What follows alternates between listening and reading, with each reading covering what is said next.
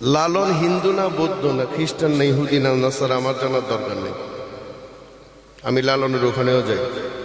কাওয়ালকেও বলবো আপনি অর্থের লোভ নিয়ে এখানে গান করবেন না, মালিককে রাজি করার জন্য করেন।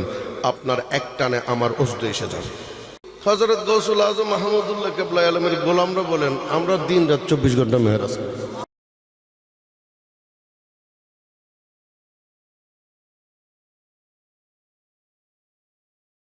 সম্মানিত উপস্থিতি, আজকের এই নুরানি রুহানি ইরফানি মাহফিলের সদরে মোহতরম আওলাদে ইদ্রিস ভান্ডার দরবার শরীফ মাদ্দাজিল্লাহুল আলিয়া মঞ্চ উপবিষ্ট রয়েছেন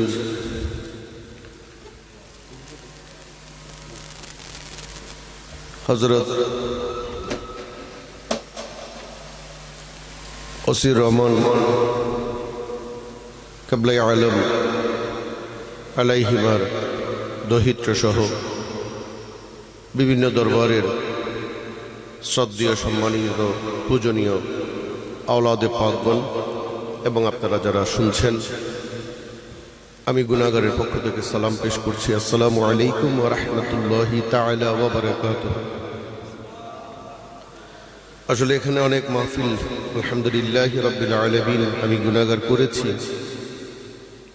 একটা কথা বলেই আমি আপনাদের কাছ থেকে বিদায় নেব। যদি আমার সাথে জানি না আপনারা একমত হবেন কিনা, তা একমত হওয়ার জন্য যেটা খুব বেশি প্রয়োজন সেটা হচ্ছে চর্চা। এটা আল্লাহ রাব্বুল ইজ্জত বলেছেন, আল্লাহর হাবিবও বারবার বলেছেন, আমরাও বলছি। সেটা হচ্ছে দরবারের মধ্যে কোনো ওয়াজ নেই।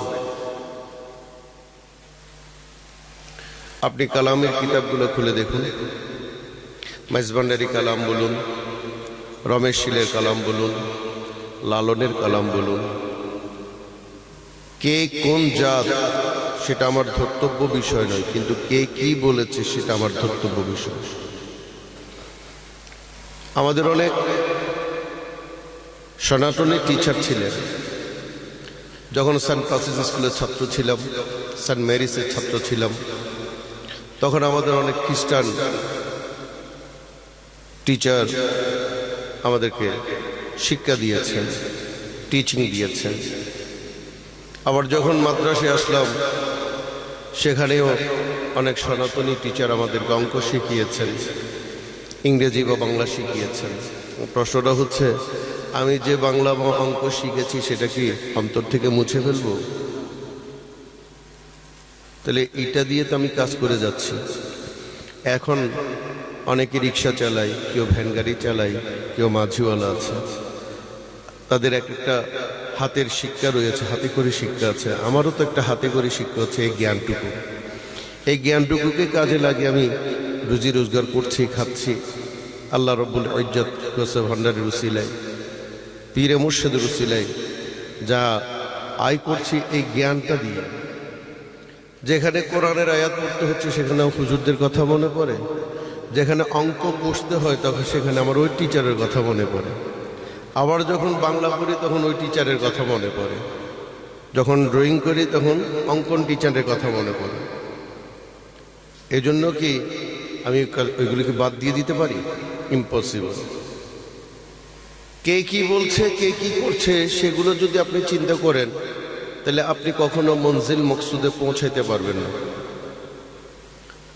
মেজবান্ডারি কালাম শুধু গাওয়া নয়, মেজবান্ডারি কালামগুলো রিচার্জ করতে হবে।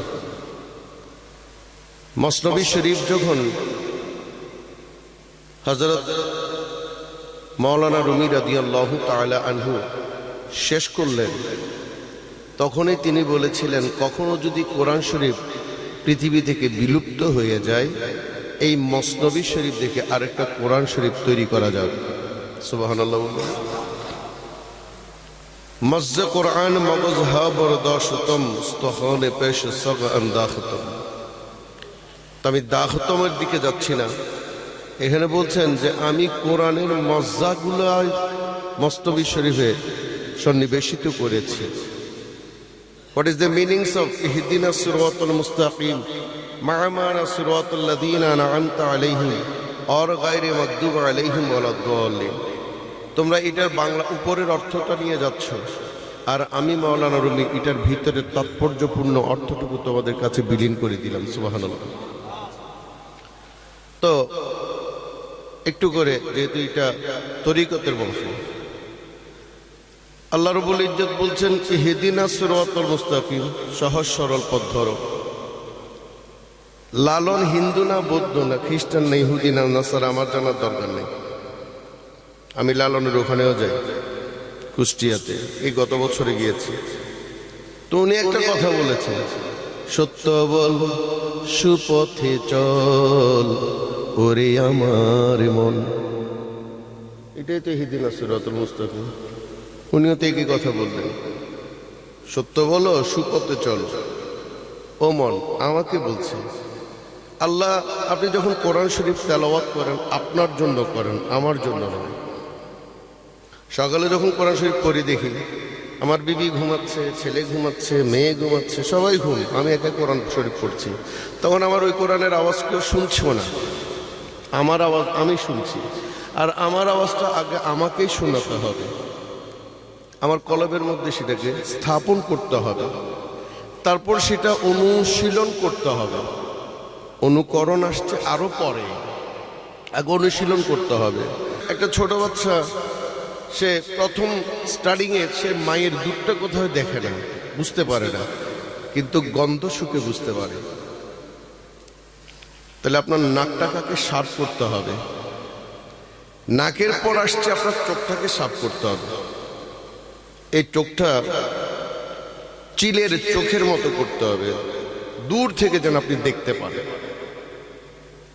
কানটাকে আপনার শার্প করতে হবে, এই কানটা দিয়ে যেন দূর থেকে আওয়াজটা আপনি শুনতে পারেন।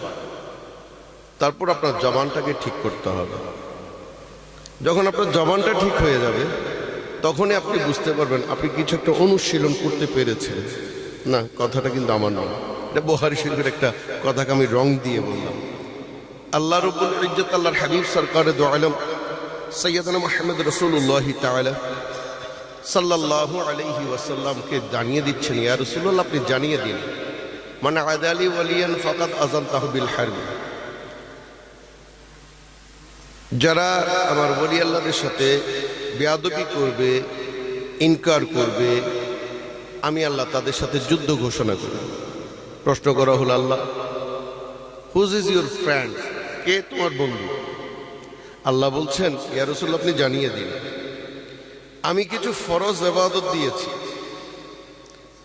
এতক্ষণ পর্যন্ত এসছি প্রায় ঘন্টারও বেশি হচ্ছে, এই দরবারে শরীয়ত, ওই দরবারে শরীয়ত, ওই দরবারে শরীয়ত, এই দরবারে শরীয়ত। কিন্তু এখানে দেখছি একটা হাদিস শরীফ কোত্থেকে নিয়েছে লিখেন নাই, মারেফত ব্যতীত কেউ যদি 1000 বছর ধরে ইবাদত করে তবুও তা আল্লাহর দরবারে কবুল হবে না। এখন এই মারেফত বা তরিকতটা কখন শিখব? নামাজ পড়তে পড়তে ইমাম সাহেবরা মিম্বরে দাঁড়িয়ে বলেন, মেহরাবে দাঁড়িয়ে বলেন, আসসালাতু মেহরাজুল মুমিনিন, আসসালাতু, নামাজ পড়ো, পড়তে থাকো। একদিন দাঁড়াই গেলাম, একটু বিয়াদব টাইপের মানুষ আমি, ওই জন্য আমি মনে করি আমার দাওয়াত না দিতে, তবুও তারা কেন দেন জানি না। প্রশ্ন করলাম, হুজুর একটা প্রশ্ন রয়েছে। বলে কি? বলে আপনি এই মসজিদে কয় বছর নামাজ পড়াচ্ছেন? বলে 27 বছর নামাজ পড়াচ্ছি। কি কি পড়িয়েছেন? বলে আমি জুমা পড়িয়েছি, ঈদের জামাত পড়িয়েছি, শবে কদর পড়িয়েছি, শবে বরাত পড়িয়েছি, আমি তাহাজ্জুদের নামাজ পড়িয়েছি। ওরে বাবা, তাহলে তো অনেক হাই লেভেলে গেল। তো হুজুর আপনার মেরাজটা কখন হলো? চুপ হয়ে আছে।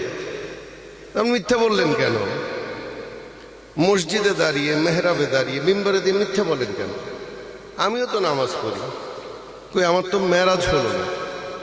কিন্তু হযরত গৌসুল আজম মাহমুদুল্লাহ কেবলা আলমের গোলামরা বলেন, আমরা দিন রাত 24 ঘন্টা মেহরাজ করি। জিজ্ঞেস করলাম, নিয়ে দাঁড়াও, উজু আমিও করি, তুমিও করো, তোমার উজুর মধ্যে কোনো বেশ কম আছে? বলে না। তা আমিও নামাজ পড়ি কেবলামুখী হয়ে, তুমিও নামাজ পড়ো কেবলামুখী হয়ে, তোমার মেরাজ হয়, আমার হয় না কেন? তিনি বলেন, তোমার মধ্যে এখনো কি আমিত্ব রয়েছে। তোমার মধ্যে লোক দেখানো কাজ রয়েছে, তুমি আল্লাহরে তালাশ করো, কিন্তু আল্লাহর বিকাশের স্থল তালাশ করো না। ওমা, এটা আবার কোন ধরনের কথা? তখনই নবী মুস্তাফা সাল্লাল্লাহু আলাইহি ওয়াসাল্লামের হাদিস শরীফ আসতে হয়। তিনি বলেন, আমি যখন প্রশ্ন করলাম, আল্লাহ তোমার বন্ধু কারা? তখন আল্লাহ বলছেন, আমার বন্ধু তারা যারা কিছু আমি ফরজ দিয়েছি, 5 ওয়াক্ত নামাজ দিয়েছি, রমজানের রোজা দিয়েছি, হজ দিয়েছি, যাকাত দিয়েছি, এইগুলো করে করে আমার নিকটবর্তী হতে চায়, আমার মাহবুব হতে চায়, কিন্তু তারা কাশ্মীর কালিও পারবে না। ওমা, কেন? তোমার ফরজ আদায় করছে, কাশ্মীর কালেও তোমার কাছে যাওয়া সম্ভব হবে না কেন? বলে, কারণ আছে, তারা এই ফরজগুলোকে তাদের মতো করে আদায় করে। আমার কিছু বান্দা রয়েছে, এই ফরজের সাথে সাথে এমন প্রতিবয় নফলিয়ে কাজ করে যে আমি আল্লাহ আর আরশ আযমে থাকতে পারি না, কিন্তু দেখি হাদিস শরীফের সাথে মিলে পাচ্ছি না। এটা বুখারী শরীফ সহিহ হাদিস 6040 নম্বর হাদিস, 26 পারার হাদিস বলছি। তো কি বলে? বলে, আমার বন্ধুরা এমন কতিপয় নফলি ইবাদত করে যে আমি আল্লাহ আরশ আযমেও থাকি না, খানায় কাবাও থাকি না। তো তুমি থাকো কই? বলে, আমি আল্লাহ আমার ওই বান্দার চোখ হয়ে যায়, কান হয়ে যায়, হাত হয়ে যায়, পা হয়ে যায়, যেগুলো দিয়ে আমি আল্লাহ দেখি, আমি আল্লাহ শুনি, আমি আল্লাহ বলি, আমি আল্লাহ ধরি, আমি আল্লাহ হাঁটি। তাহলে তুমি কি বোঝাতে চাচ্ছ? বলে কি, যদি তুমি তার তাবেদারি করো, সেখানেই মেয়ের আছে, তাদের তাবেদারি করো, তাদের তাবেদারি করো, তাদের গোলামি করো। যদি তাদের গোলামি করতে পারো, সেখানেই মূলত আমি রয়েছি, তখনই তোমার মেরাজ হবে। এর আগে মেরাজ হওয়া সম্ভব নয়। কপালের দাগ ফেলে দিয়েছি। আপনারা তো এখানে অনেক বাইরের লোক এসছেন, আপনারা কি বলেন আমি জানি, আমাদের চিটাঙের ভাষায় টিক্কা বলে। হুক্কা, হুক্কা চিনেন? এই হুক্কার মধ্যে একটা টিক্কা দিয়ে আগুন ধরায়, আগুন ধরে এটা টানে, তো দেখা যায় কপাল এখানে একটা টিক্কার মতো কালো হয়ে যায়। প্রশ্ন করলাম, ভাই এটা কেন হলো? বলে, নামাজ পড়তে পড়তে। বুঝি বাবা, তো নামাজ পড়তে পড়তে খাজা গরিবে নওয়াজের কপালে নূরুন আলা নূরে নূর দ্বারা লেখা ছিল হাজা হাবিবুল্লাহ, তোমার এখানে কালো হলো কেন? লাল হওয়ার কথা ছিল, নূর হওয়ার কথা ছিল। আর নূর না হোক বাবা, আগুন হওয়ার কথা ছিল। আগুনও হইল না, নূরও হইল না, হইল কালো। কেন কালো হবে? কেন? আল্লাহ তো কালো নয়। আমি যেখানে সিজদা করছি, মুর্শিদেরই মর্ম জানে, জানে সাথে 2-1 জন। আশেকগণের কেবলা কাবা, মুর্শিদ কেবলারে 2 চরণ। মুর্শিদেরই মর্ম জানে, জানে সাথে 2-1 জন। আমার কেবলা কাবার কদম মোবারক নূর, সেখানে যখন আমি তাজিমি সিজদা করি, আমার কপালও হওয়ার কথা ছিল নূর। তোর কাবা তো কালো, ওই জন্য তোর কপালও হয়েছে। ওই জন্য একটা গান আছে না, হায়রে কপাল মন্দ, চোখ থাকিতে অন্ধ। এই কালামগুলোকে আপনাকে বুঝতে হবে। আপনাকে নামাজ পড়তে হবে নামাজ পড়ার মতো, আপনাকে রোজা রাখতে হবে রোজা রাখার মতো, আপনাকে চলতে ফিরতে হবে চলতে ফিরতে জানার মতো। এটা জানার জন্য একজন গুরু দরকার। তো এখন গুরু 2 প্রকার, একটা হচ্ছে গরু আর একটা হচ্ছে গুরু। এমনকি আপনি গরুর পেছনে দৌড়বেন না গুরুর পিছনে দৌড়বেন। যদি গরুর পেছনে ধরেন, আপনার কপাল কালো হবে, নূর হবে না। আর গুরুর পিছনে যদি দৌড়াইতে পারেন, প্রকৃত গুরুর পিছনে, আপনার কপাল নয়, আপনার আপাদ মস্তক নূর হবে। যখন আপনার আপাদ মস্তক নূর হয়ে যাবে, তখনই আপনি জানবেন আপনি সেদিকে যাচ্ছেন, আপনার ভিতরে খোদা মনে করে। তাই প্রিয় হাজরিন, আপনি সামা করুন, সামা করার মতো করতে হবে। আপনারা রাগ করতে পারেন, আমিও সামা করি। বা উজু, আপনাকে উজু রাখতে হবে। আমি উজু শব্দের অর্থ এই বুঝাচ্ছি না, আপনাকে পূত পবিত্র হতে হবে, ভিতরীয় বাহিরে। শুধু বাহিরে আপনি পবিত্র হলেন, ভিতরটা কলুষিত রেখে দিলেন, আপনি সামাতে বসিয়েন না, সামার দ্বারা আপনার কোনো লাভ হবে না। কাওয়ালকেও বলবো, আপনি অর্থের লোভ নিয়ে এখানে গান করবেন না, মালিককে রাজি করার জন্য করেন, আপনার এক টানে আমার অস্ত এসে যাবে। আর যদি আপনি আমিত্ব নিয়ে বসেন, আপনার ওই আমিত্ব আল্লাহ আমার মালিক পর্যন্ত পৌঁছাবে না, তাই মালিকের নজর আমার দিকে আসবে না। বেলাল রাদিয়াল্লাহু তাআলা আনহু আযান দিতেন। একদিন অসুস্থতার কারণে বেলাল রাদিয়াল্লাহু তাআলা আনহু আযান দিতে পারলেন না, দিলেন সৈয়দানা আব্বাস রাদিয়াল্লাহু তাআলা আনহু। এখন জোহর গড়িয়ে আসরের ওয়াক্ত হয়ে যাচ্ছে।